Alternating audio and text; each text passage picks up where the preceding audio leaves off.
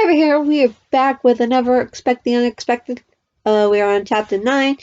Also, I feel like I should mention this right at the beginning of videos because I forget most times, but if you want to follow along with chapter 9, link to it is in the description below, so if you want to follow along, go ahead.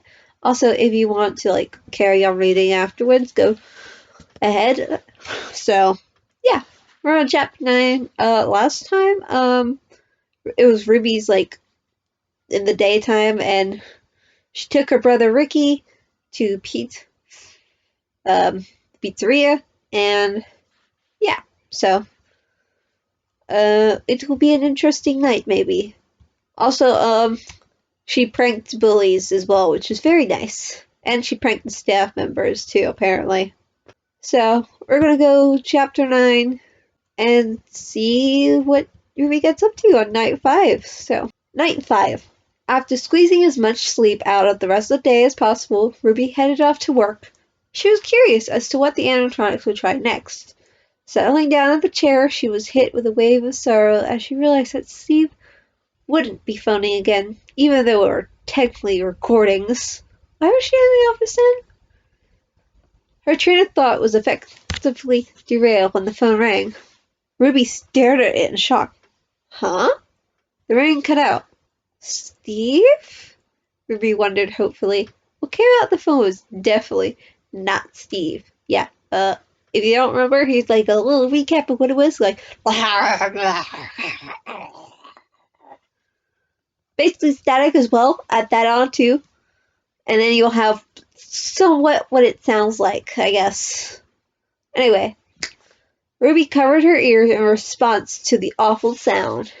When it finally stopped, she stared at it with wide eyes for a moment, her jaw slightly slack. Slowly, a look of anger came over her features. When I get my hands on the idiot who thought that was a good idea, she growled, messing with my hopes like that. Angrily, she threw the mug that was on the table at the wall, the sound of crashing echoing eerily through the building. Hopefully that will terrify the animatronics. Give them a certain idea that she's pissed and she's coming for you. Anyway, taking a few deep breaths, she finally remembered the motors animatronics and pulled the tablet towards her while grumbling under her breath. She is still in the office, by the way. Everyone's out, minus the less stubborn Foxy. So she's dealing with Chica, Bonnie, and Freddy again. She hadn't seen the ghost bear since that first encounter, so she assumed it was safe to count her out too. Pulling out a long scarf from her bag, Ruby smiled in glee. She had the perfect idea to make tonight fun after all. Yeah, I now know what she's doing. But I won't spoil it. Shh. You'll find out with everyone else, okay? Besides that crash that they had heard earlier, the night was rather quiet so far. It was putting the bots on edge. Well done. No glitter lines, no paintball guns, no manic security guard, no explosions. It was creepy. Yep, it's like horror film. Bonnie shivered as he wandered down the hallways. Without the constant activity, it was kind of lonely now. Suddenly, a figure at the end of the hall caught his attention, and he prepared himself for whatever craziness she had cooked up this time. He really wasn't prepared in the least. He stared at the security guard who was wearing black again, but had now added a scarf which hid her face and was now standing in a familiar stance. I wonder what stance she could be standing in. But she couldn't be. Could she? She could. You're a ninja today? Bonnie blurted out, disbelief speeding all of his other feelings. Despite the scarf, he knew she was smirking at him. Not just any ninja, she declared, leaping to the top of a pile of boxes that really shouldn't have held her weight. I am the one and only food ninja. I bring out victory with the use of my edible tools. She yelled so loudly that the others had heard her too. Not a selfie ninja then. Yep, nope, she's definitely not. Bonnie was still staring at her in shock, so he really was just a sitting duck for the cookie. Shuriken. I think I said that right. She threw at him. And yes, they were her exploding streamer variety. Swiping at the streamers, he saw her turn around and run off laughing. He wasn't smiling or feeling relief that the eerie quiet had been broken. He wasn't, honestly. Oh, he was. He was. Anyway, Chica chased the security guard into her kitchen. Into the kitchen, sorry. Sorry, yeah. Protect her kitchen instincts kicking in hurriedly. Don't even try anything, night guard! The chicken screeched. Ruby spun around on the counter she was standing on for some reason, and gestured grandly at the room. The kitchen is the full food ninja's domain, yellow bird, she declared boldly, brandishing a frying pan.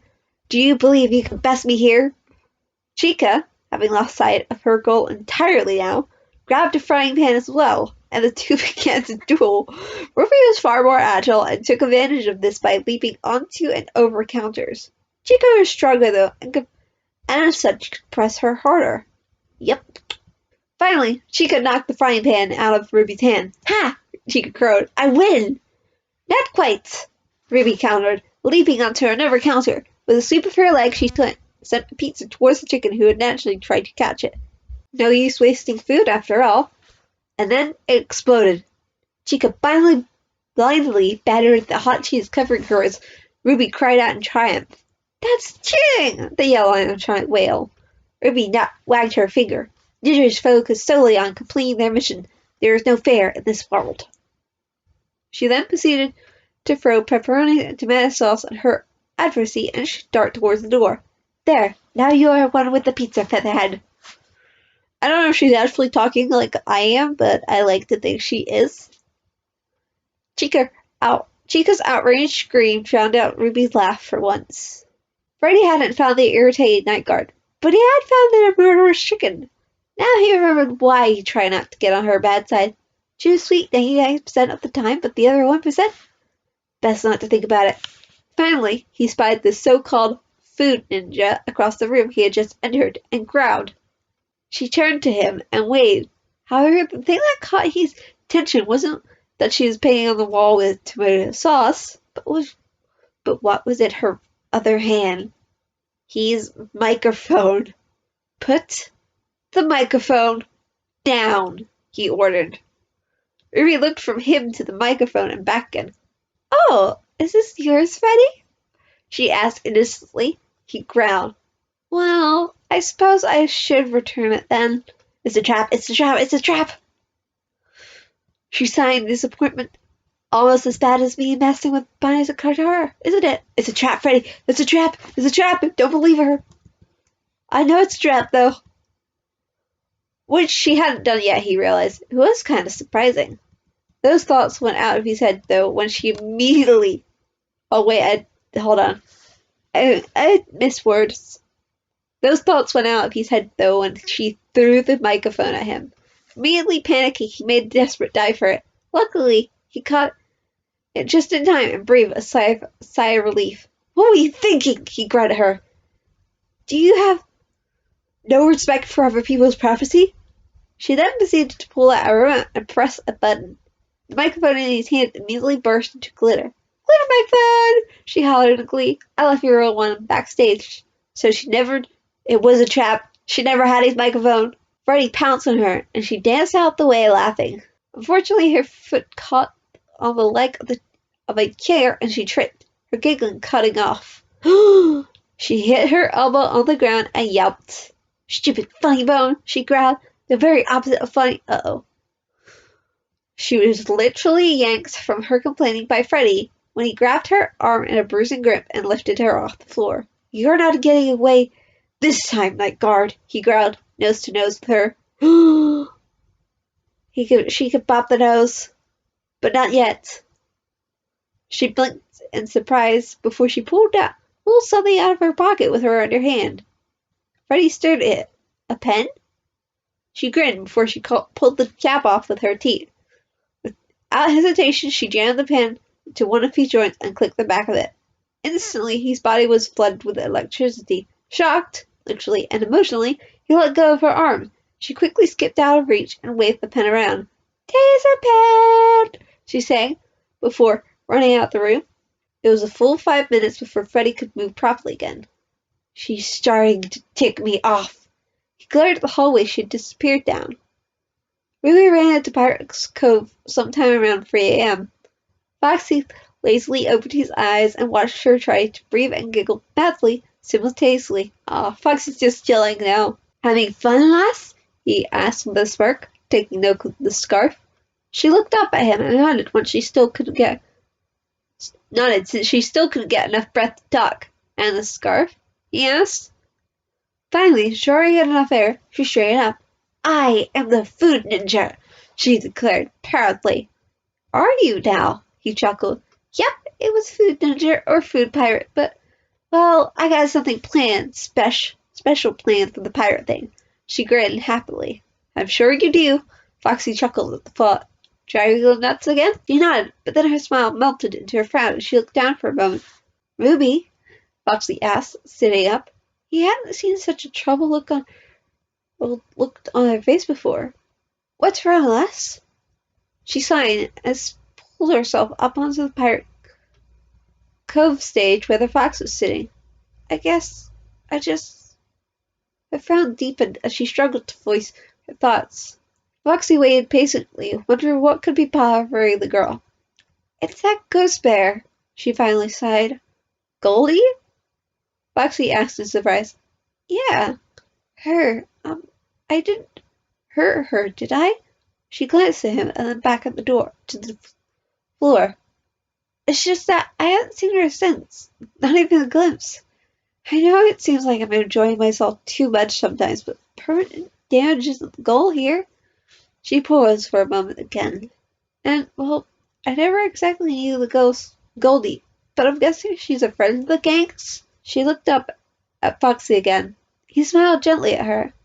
Don't worry about Goldie. You just gave her a bit of a scare, and she's nowhere near as stubborn about this job as the rest of them, so she'll probably only be out in a few days. It's happened before. Bonnie introduced her to Firecracker once. It didn't end well. He grimaced at the memory a bit. Ruby giggled and thought. This been bothering you for a while? He asked. Yeah. I didn't actually mean to hit her like that. Instinctive reaction. She frowned again. It can be a bit of a problem sometimes. I get a fright, or someone tries to surprise me, and boom! And the yelling part. Short temper. She waved at herself in general. Don't worry about it, lass. Goldie will be fine in a few days. I'm curious about what's been happening. Curiosity's always been her weakness. He chuckled, as if he was remembering something funny. Ruby smiled back at him. Thanks. You needed to hear that, I guess.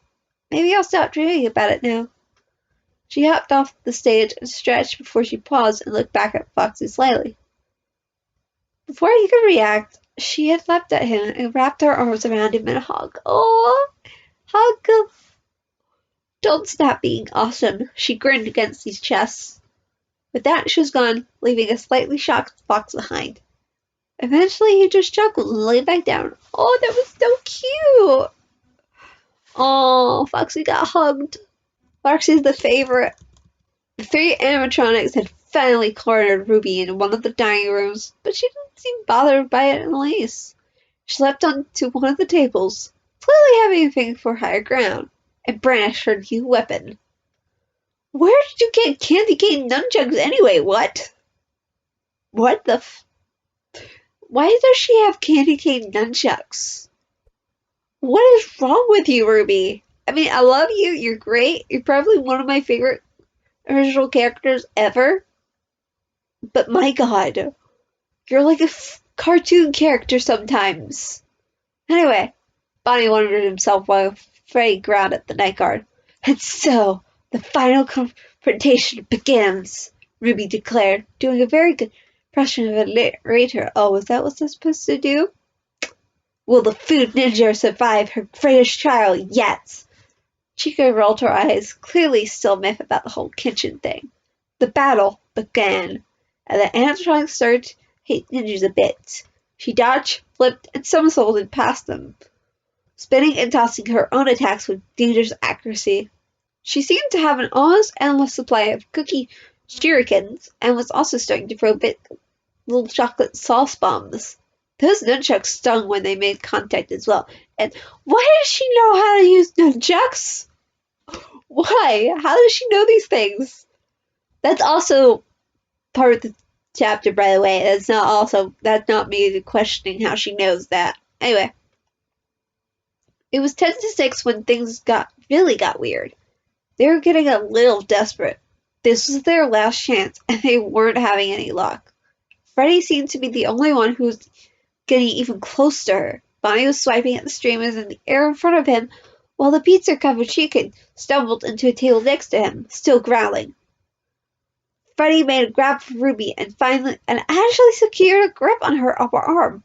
It didn't seem to bother her, though, as she leaned forward and lifted something up to Freddie's eye level. "A ninja never accepts defeat," she yelled, and the rabbit-like spear in her hand blew up. Chocolate and caramel went everywhere. Walls, tables, floors, and covered both Freddie and the night guard. The bear stumbled back, spluttering, while Ruby wiped at her eyes. The silent aftermath was broken by the chimes signaling the end of her shift. Ruby looked down at herself with wide eyes.